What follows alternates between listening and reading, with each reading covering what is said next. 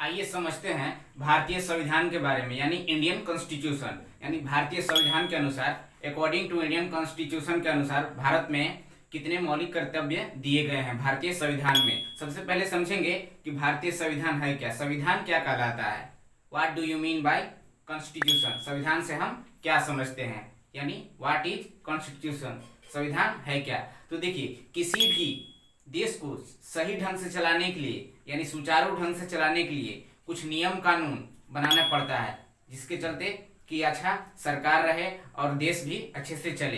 यानी किसी भी मुल्क को, किसी भी वतन को, किसी भी सरपरस्त को अपना देश चलाने के लिए कुछ नियम कानून, कुछ रूल बनाने पड़ते हैं, ताकि उसका जो देश है वो अच्छे से नियम कानून से चल सके। उसमें रहने वाले नागरिक को उसमें कुछ राइट दिए जाते हैं, यानी अधिकार दिए जाते हैं। इसे हम क्या कहते हैं, संविधान हम कहेंगे। यह एक ऐसा दस्तावेज है, संविधान एक ऐसा दस्तावेज है जिसमें बहुत सारे मौलिक कर्तव्य और कुछ नियम कानून पारित किए गए हैं, जिसे हम संविधान कहते हैं। तो आइए समझ लेते हैं संविधान कौन बनाया था। इंडिया में संविधान का निर्माण किसने किया, तो संविधान का पिता भी किन्हें कहा जाता है, तो डॉक्टर भीमराव अंबेडकर जो संविधान का पिता कहलाते हैं। 2 वर्ष 11 माह 18 दिन 6 घंटे 22 मिनट 6 सेकंड लगभग लिखने का समय लगा था संविधान का।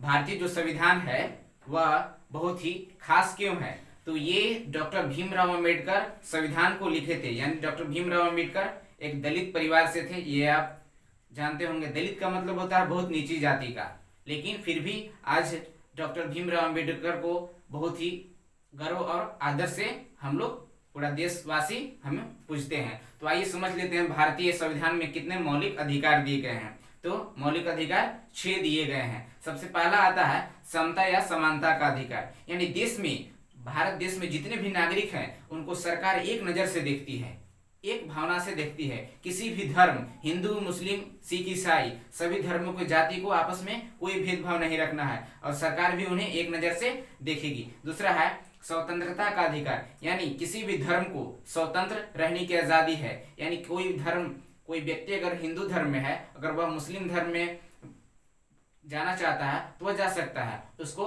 कोई बाध्य नहीं कर सकता, यानी उसको कोई रोक टोक नहीं कर सकता है। तीसरा है धार्मिक स्वतंत्रता का अधिकार, धार्मिक स्वतंत्रता, यानी देश को जहां मन तहां वो प्रचार कर सकता है अपने देश में। चौथा है शिक्षा एवं संबंधित सांस्कृतिक अधिकार, शिक्षा के लिए हमें कोई भी बाध्य नहीं कर सकता। इंडिया देश में हमें कोई भी शिक्षा अगर हमें ग्रहण करनी है तो हम कर सकते हैं, हमें कोई बाध्य नहीं कर सकता है। शोषण के विरुद्ध अधिकार, यानी कोई वस्तु अगर हम खरीद रहे हैं तो उसको अगर कोई व्यक्ति अगर जबरदस्ती हमसे कर रहा है, ज्यादा मूल्य वसूल रहा है, वहां हमारे साथ शोषण किया जा रहा है, तो उसको, ये हमारा राइट है कि हम उसे आवाज उठा सकते हैं और FIR थाना में कर सकते हैं कि ये हमारे साथ शोषण हो रहा है और हम इस देश के नागरिक हैं और हम पर हमारा ये राइट टू स्पीच का अधिकार है, बोलने का अधिकार है। तो हम ये आवाज सरकार के खिलाफ भी उठा सकते हैं, या जो हम पर शोषण करेगा उस पर हम उठा सकते हैं। संवैधानिक उपचार का अधिकार, यानी हमारे जो संविधान, ये 6 जो निर्मित किए गए हैं, ये दादा साहब यानी संविधान के पिता डॉक्टर भीमराव अंबेडकर को बहुत बहुत धन्यवाद देते हैं कि इन्होंने ऐसा काम किया जो हमारा देश आज अच्छे से चलाने के काबिल, हम इनको समझ रहे हैं कि बहुत ही अच्छा काम करके गए हैं। संविधान के बारे में आज हमने इस मुख्य टॉपिक को जाना। तो आज के लिए बस इतना ही।